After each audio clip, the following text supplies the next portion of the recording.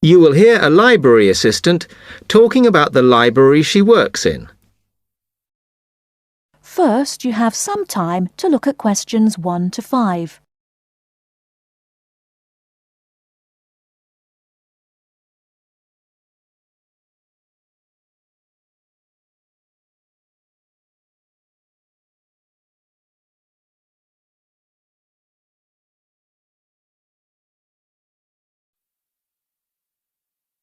Hi, can I help you? Yes.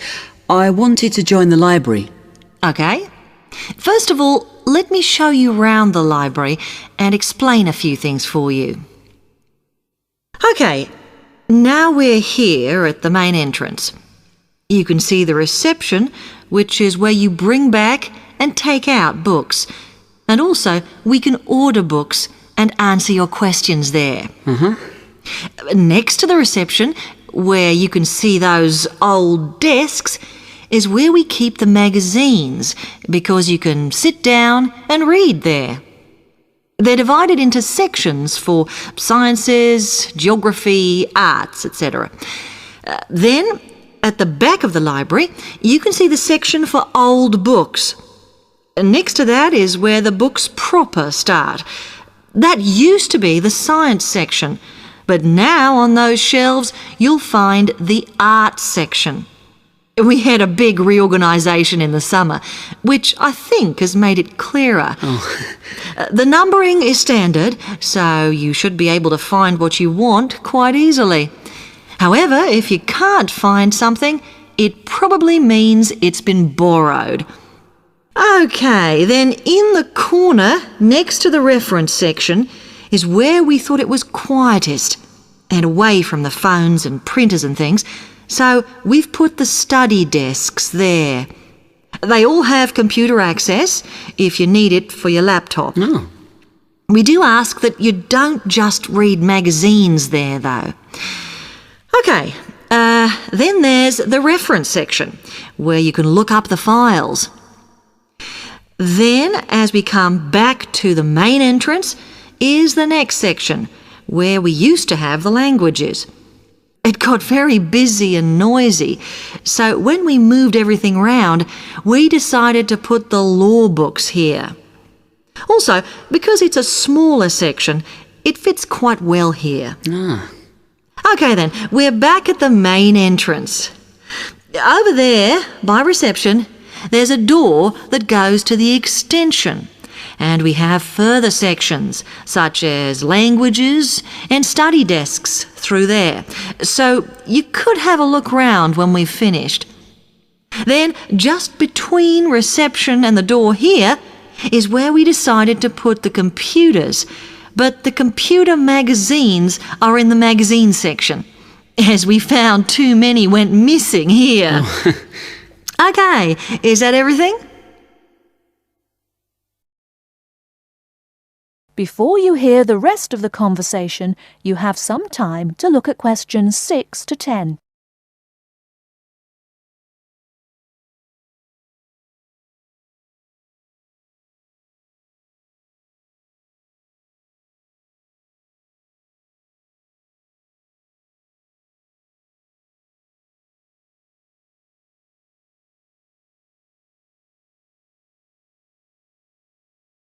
Now listen and answer questions 6 to 10.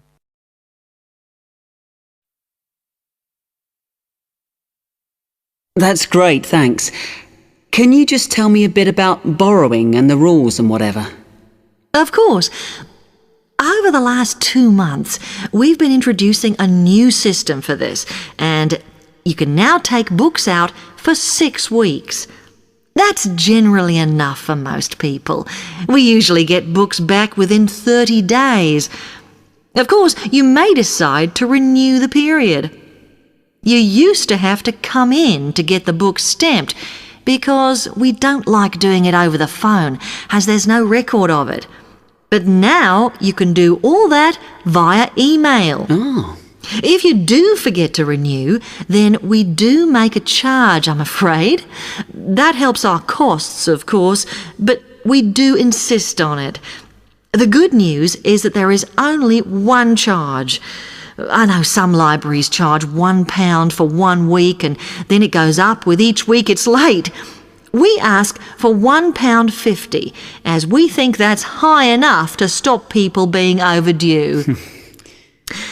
The other thing you may want to know is what you do about books that are not on the shelves. We do have a system for reserving them. All you have to do is fill in a yellow form behind those blue ones on the desk and give it to someone at reception. We'll let you know when it comes in.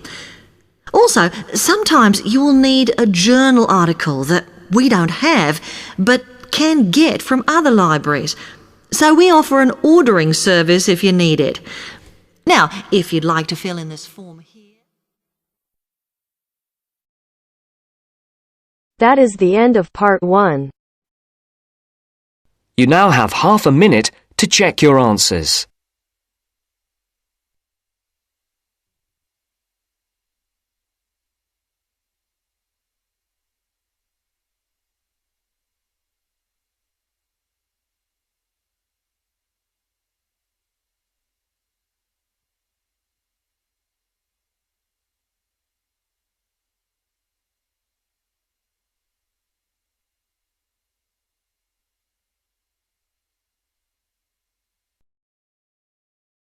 Now turns to part 2.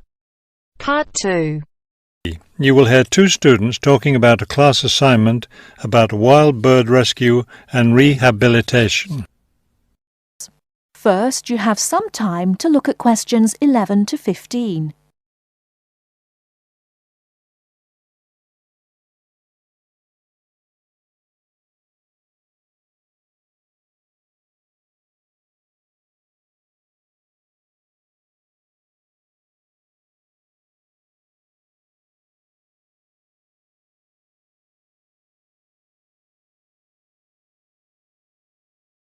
Now, listen carefully and answer questions 11 to 15.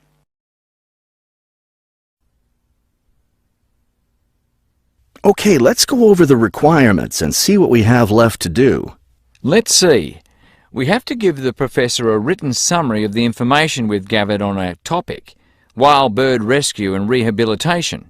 The other written thing we have to turn in is a case study of the rehabilitation of one bird. We have the information on that already. Right. All we have to do is write it up. What about charts and graphs? Do we need to include something like that? I don't think so. They aren't really relevant, but we do have to turn in a list of the resources we used. Naturally. What about videos? I heard some of the other students were doing that. Well, I guess that must be optional, because I don't see it on the requirements list. Okay, we should start planning our class presentation, since that counts for half the grade. We've looked at lots of sources of information, but I think our best source was the interviews we did with the wildlife rehabilitators. Agreed. That and the journal articles. I think we have enough information from those 2 sources for the presentation anyhow. The books we looked at weren't all that helpful. I wonder if we should try to bring in some live birds for the presentation. That would be too difficult, don't you think? But we have lots of photos of rehabilitated birds. We can show those. Before you hear the rest of the talk, you have some time to look at questions 16 to 20.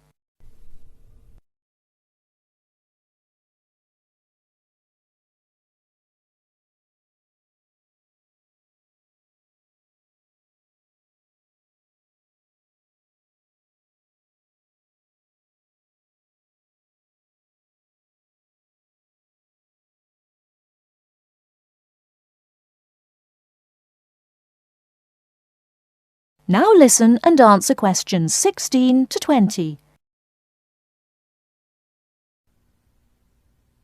Right. Okay, I think we should start by talking about how to rescue a bird. Probably first we should help people understand which birds need rescuing. Yeah, that's really important. Because a lot of times people see a baby bird that's all alone, or they find a bird sitting on the ground and they think it needs to be rescued. And usually, those are just baby birds learning to fly. So we should emphasize that people should only attempt to rescue a bird that's clearly injured. For certain kinds of birds, the rescuer needs to wear protective gloves because some of those birds have sharp claws and can tear your shirt, or worse, injure your face or some other part of your body. Yes, that's an important point. OK, next, let's tell people to put the injured bird in a box with good air circulation. We should let them know that a cage isn't necessary, and a bag, especially a plastic one, could hurt the bird more. Another thing we need to say is that the best way to help the bird stay calm is not by petting it or talking to it, but by leaving it completely alone. Then people should take the bird to the bird rescue center as soon as possible. Right, and we should also point out that when they're driving the bird to the rescue center, it's better not to play music on the radio or talk loudly, because those things just stress the bird. Yes, it's better just to speak quietly while you have the bird in the car. Okay, we've got that part covered. Next we should talk about what happens at the rescue center. That is the end of part 2. You now have half a minute to check your answers.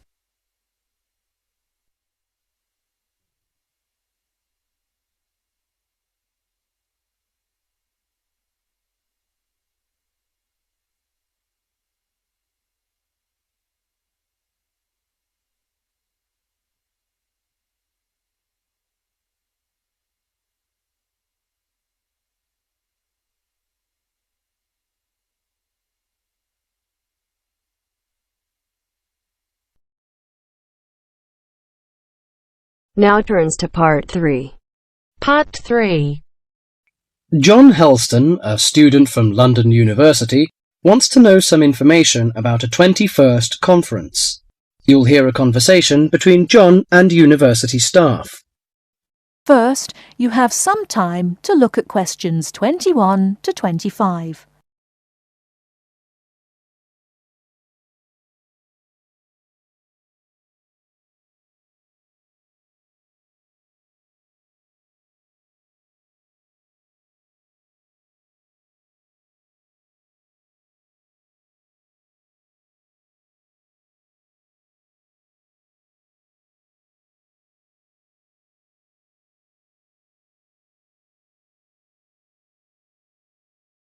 Now listen carefully and answer questions 21 to 25. University, good morning. Oh, good morning. Can you put me through to the School of Architecture, please? Certainly. School of Architecture, Professor Dawson's office. Oh, good morning. I was wondering if you could give me some information about the forthcoming Architecture 21st conference, dates, enrollment procedures, costs, that sort of thing. Certainly. When exactly is the conference? Well, the conference runs for 3 days, from the 18th to the 20th of October. 18th to 20th of October? Oh, good. I'll still be here then. And where exactly is it being held? Is it at the university, as in previous years? No, it's actually being held at the Pacific Hotel. We've rather outgrown the university conference facilities, so we've opted for this new venue. Right, Paradise Hotel. No, Pacific Hotel. Oh, right. And presumably we can get accommodation at the hotel? Yes, but you'll need to contact them direct to arrange that. I'll give you the number for hotel reservations. Have you got a pen ready? Yeah, go ahead.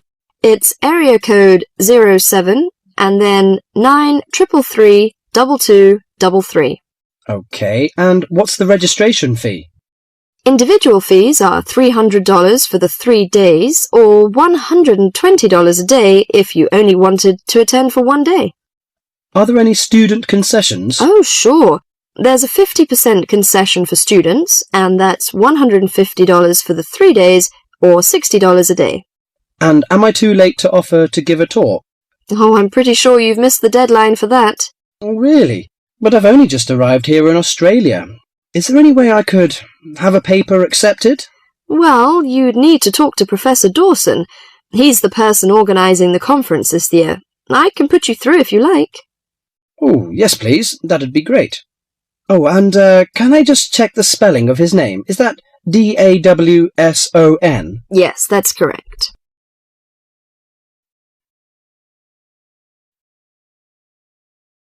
Before you hear the rest of the talk, you have some time to look at questions 26 to 30.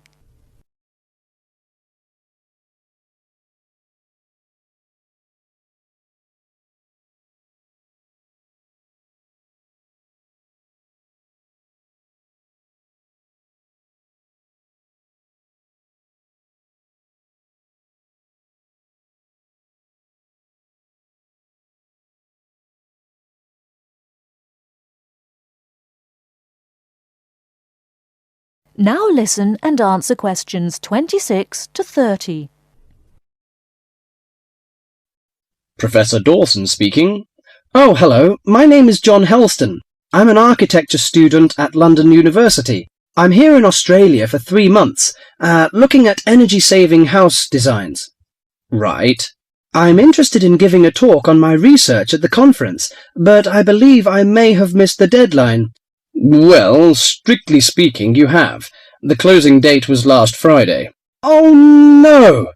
But we may be able to include your paper if it fits into our program, but you'll have to be quick. Okay, what do I need to do? Send me an outline of your talk, and make sure you'd include an interesting title for the talk, something to attract the delegates' attention. Okay, interesting title, right? The outline should be no more than 300 words, though. Right. I should be able to keep it down to 300 words, but would 400 be okay? No, not really, because we have to print it in the proceedings, and we just don't have the space. Sure, I understand. And also, can you send me a short CV, the usual stuff, name, age, and qualifications, that sort of thing? Right, include a brief CV. Actually, you can email it to me. That'd be quicker. Sure. What's your email address? Well, the best thing would be to send it to the conference administrative officer. The address is admin in lowercase, in small letters. Right. So that's admin@uniconf.edu.au. Right. I'll do that straight away. Thank you very much. You've been very helpful. Okay, well, we hope to see you in October then. That is the end of part 3. You now have half a minute to check your answers.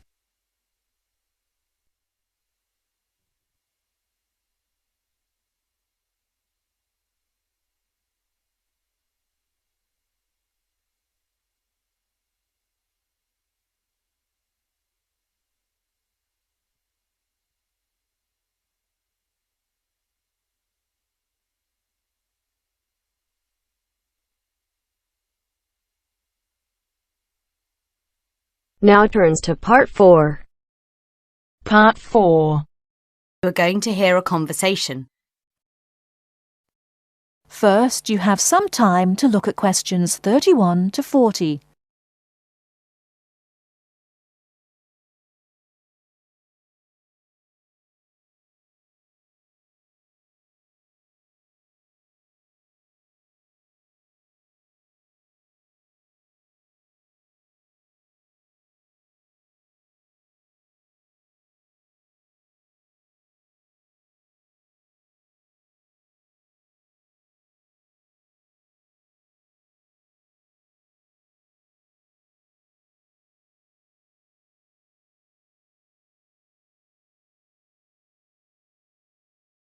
Now, listen carefully and answer questions 31 to 40. Afternoon, everyone. Well, I think we can begin straight away by getting Ivy and Andy to do their presentation. Could you start, Ivy? Yes. Well, we've done a survey on local entertainment. Basically, we tried to find out how students feel about the entertainment in the city and how much they use it. Yes, so we've called our project Out and About. Yes, that's a good title, Out and About. We wanted to find out how well students use the entertainment facilities in the city, whether they get to see the latest plays and films, that kind of thing. Now, we have our own facilities on campus, of course. Yes, we deliberately omitted those as we really wanted to examine outside entertainment in the city, as opposed to on the university campus. Actually, there are a lot of areas to choose from, but in the end we limited ourselves to looking at 3 general categories: Cinema, theatre and music. Right? OK, well, first of all, cinema. In the city, there are 3 main places where you can see films. There's the new multi-screen cinema complex, the old Park Cinema, and the Late Night Odeon. So if you look at this chart, in terms of audience size, the multi-screen complex accounts for 75% of all cinema seats. The Park Cinema accounts for 20% of seats, and the Late Night Odeon has just 5% of seats. As you probably know, the complex and the park show all the latest films, while the late night cinema tends to show cult films. So when we interviewed the students, we thought the complex would be the most popular choice. But surprisingly, it was the Late Night Odeon. Yeah, most students told us that if they wanted to see a new film, they would wait for it to show at the park. The complex is more expensive and further out of the city, so you have to pay more to get there as well. Yes, and that adds to the cost, of course, and detracts the popularity, evidently. Well, next, we looked at theatres. The results here were interesting because, as you know, there's a theatre on campus, which is popular. But there's also the Stage Theatre in the city, which is very old and architecturally beautiful. And there's the large modern theatre, the Ashtop, which has recently been built. So you just looked at the 2 theatres in the city? Yes, but the thing about the theatres is that there's a variety of seat prices. Also, the types of performance vary, so students tend to buy seats at both and like using both for different prices, and if they want cheap seats at the Ashtop, they can just sit further from the front. What we did find that was very interesting is that there are periods during the year where students seem to go to the theatre and periods where they go to the cinema. And we really think that that's something to do with budget. If you look at this graph, you can see that there's a peak around November, December when they go to the theatre more, and then a period in April, May when neither is particularly popular. And then theatre viewing seems to fall off virtually while the cinema becomes quite popular in June, July. I think you're probably right about your conclusions. Well, lastly, we looked at music. And this time we were really investigating the sort of small music clubs that offer things like folk or specialise in local bands. So not musicals as much. That's right. We looked at 3 small music venues and we examined the quality of the entertainment and venue and gave a ranking for these.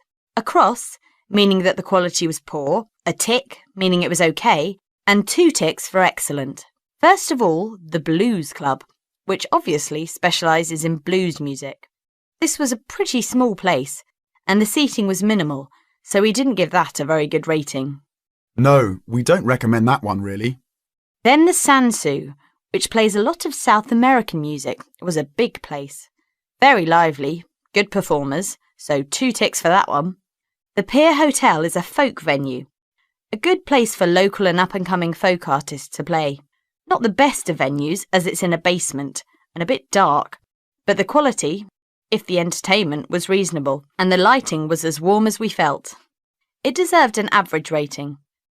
Finally, there's the Baldock Cafe, which features big rock bands, and is pretty popular with students, and we enjoyed ourselves there as well, so total marks for that one. And then, did you get any information from the students as to which of the clubs they preferred? That is the end of part 4. You now have half a minute to check your answers.